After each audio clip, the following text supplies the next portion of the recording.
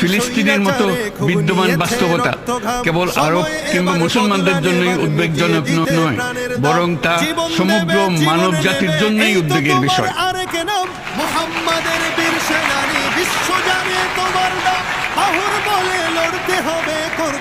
একজন মানুষ হিসেবে প্রত্যেক ফিলিস্তিনির জীবন অমূল্য।